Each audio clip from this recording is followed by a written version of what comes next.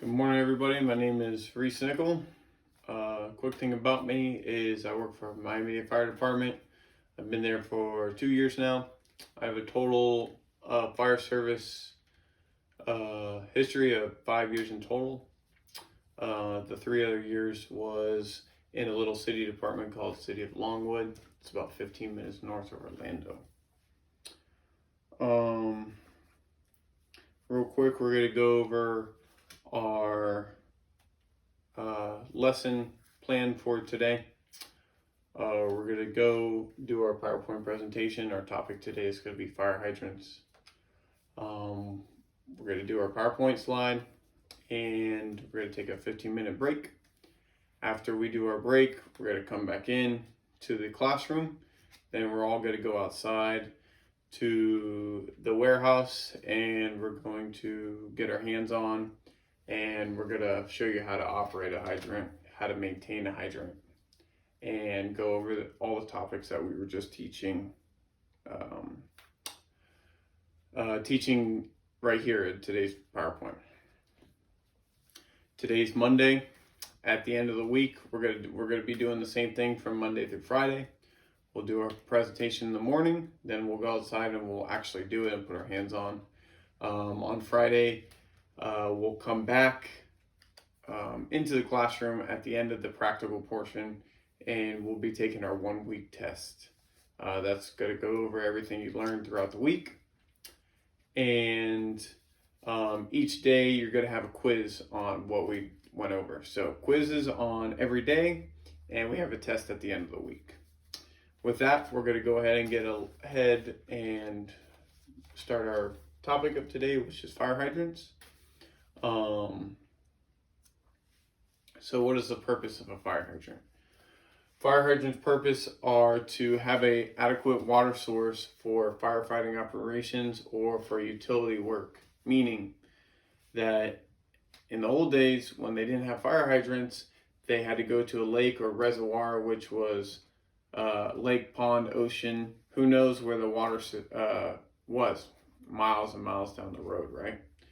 Where with the fire hydrants, you have water supply in residential and commercial every 1,000 feet, so need to be according to code. Public Works also uses it to help fill reservoirs, lakes, uses for construction, alternative water supply. Whatever they need to do it, they'll use a hydrant as well. So what are the components of a fire hydrant? A fire hydrant can be broken into 4 main components. You got your top, middle, and bottom, and then you got the inside of your hydrant. So your top portion of your hydrant, you have your stem and you have your bonnet. So the bonnet is the part that shapes and gives it that cone shape. And I'm sorry, I meant the stem nut. The stem nut is what you turn with a hydrant wrench, and that's how you operate the hydrant. That's how you actually get water to flow from underground, from the distribution system underground to the outlets of the hydrant. The outlets of the hydrant are located in the middle. You have 3 main outlets. You have your front main, which is 5 inches in diameter. Those are also called your steamer ports, some may refer to. And then you got 2 3-inch outlets on the side of the hydrant. Those outlets are male thread, meaning it has a thread. You connect a female to the male. On the inside, you have the stem itself, and you have the valve on the bottom. The stem the stem is what's connected to the stem nut on the top, and it goes down to the valve. The valve, which just keeps the water from opening and closing. When you open the stem nut, you're also turning the stem, which raises the valve, allowing the water to flow through. The bottom has the lower barrel, which is the main pipe that connects the hydrant. That's what the hydrant gets bolted down to. So there's 3 main types of fire hydrants.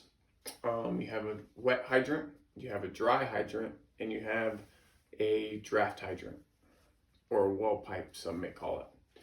A wet hydrant and a dry hydrant are exactly the same, other than where the water is stored before the hydrant is turned on. On a wet hydrant is usually in the subtropic areas such as Florida and other areas that are not affected by the cold. The water will be maintained in the system completely, allowing the water right at the outlets for use. Whereas on a dry hydrant, or usually located up north, they have the water supply located on the bottom. That's where the highest point of the water is underground to prevent it from freezing.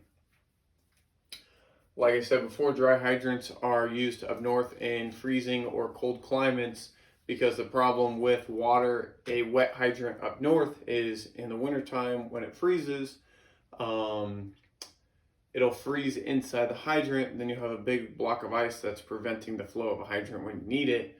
Or even worse is that when water freezes, it expands, and if it expands inside the hydrant, it may crack the hydrant and it may burst the hydrant just from the pressure. Our last hydrant we have on the slide is called a draft hydrant.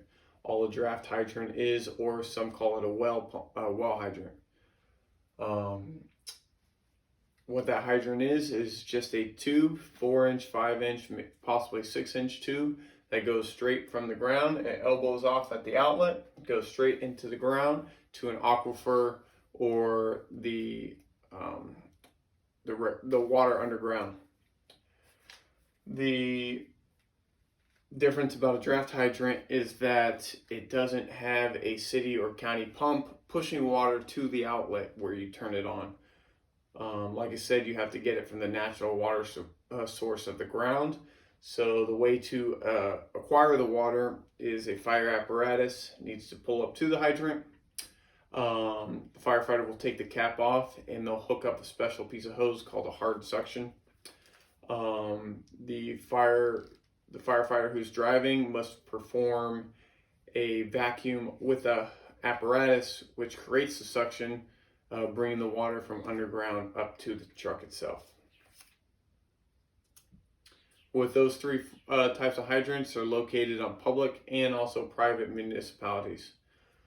Public hydrants is what you see every day going down the road. They're on the sidewalks, they're in the fields, they're wherever public, by a courtroom. Those are maintained by either the fire department or the utility service that the local government is providing. Whereas other hydrants are private systems. Those are regulated by the homeowner or the property owner itself. You can find private hydrants at private strip mall facilities, at condos. They'll have additional water supply just to assist firefighters in any fire activity. Most common case of private hydrants that we see out here are people having the draft hydrants in front of the yards in rural areas. There's not that many hydrants out there, if any, so having a well pipe in the front of your house is a quick and easy way for firefighters to basically save your house. There's different color coding and pressure and GPMs that you can determine by looking at a hydrant. How the GPM flow is determined is they use something called a pitot gauge. Pitot gauge either has a jet stream water pushing on the gauge, or they use a paddle wheel. The hydrant is flown wide open with the gauge in front of the water flow path. That determines the proper GPMs. Once the proper GPMs is determined, it then goes to painting the hydrant. The bonnet of the hydrant or the main hydrant itself gets painted. There's 4 different colors that the hydrant may get painted. You have blue, green, orange, and red. Those all signify the different GPMs that the hydrants may have. On a blue hydrant, you have at least 1,500 gallons per minute or more that may come out of that hydrant at its maximum. Green, you have 1,499 to 1,000. Orange, you have 999 to 500 GPMs. And red, which is our least active hydrant, is 500 GPMs or more. So why is that important? So when you have a fire at a main commercial structure, a large commercial structure, and you're looking around for a hydrant, and you find a hydrant that is a red cap, so we know it has only a maximum of 500 GPMs, we know that's not a complete adequate water supply.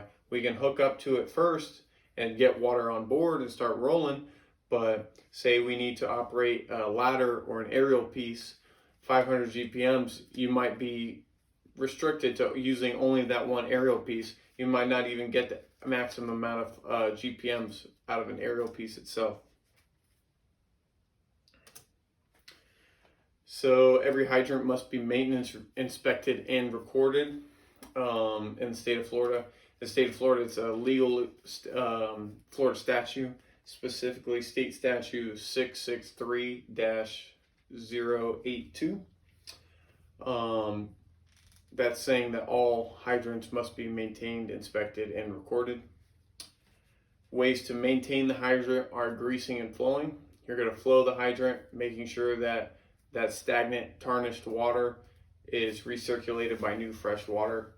You're going to grease the outlets, the male threads, that allows easy hookup with the fire hose.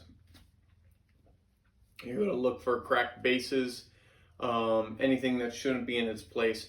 The hydrant is leaning over to the side, if it looks like it got hit by a car, if it's got obvious damage, anything that would determine the hydrant to be placed out of service, we have to document and provide that to the county. And then finally, we're going to paint the hydrant. If it's faded, worn out, chipped, you can barely determine if that hydrant, that GPM of the hydrant, we're going to repaint the tops, we'll repaint the whole sides of the hydrant, whatever it is to maintain that hydrant.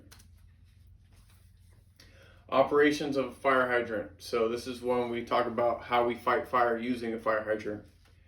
Fire hydrants hook up, like we said, we have that front 5-inch main and we have our two side 3-inch outlets. The water path of that is it comes from the ground through the city or county pump to the hydrant. Fire crews will hook up their fire hose to the hydrant itself. It will flow from the hydrant through the hose to the fire apparatus, like our engines and ladders. And then the fire engine has its own separate pump, which will then pump the water that they received to the hand lines that are operated by firefighters, who will then spray water on the fire or whatever that needs to be. That's how the water flow path of a hydrant is done. So in fact, there are specific rules and regulations of using a hydrant. Hydrants are either only used by Public Works Administration or for emergency personnel like the fire crews themselves. Civilian use of a fire hydrant is illegal. They're not allowed. What you see in urban areas and big cities is that children will open up the fire hydrants to play in the water and have a water park. That's actually illegal. You're not allowed to do that. There's large fines that may be put on you if you're caught using the hydrant illegally, and there's possibly jail time for use of tampering with the fire hydrant or trying to purposely make it inoperable. There's also a lot of water waste, as we talked before. If we have a blue top hydrant that's flowing 1,500 gallons a minute, that's the city or the county that's paying for that water. So that's a huge addition on the bill that the county has to pay over to the water company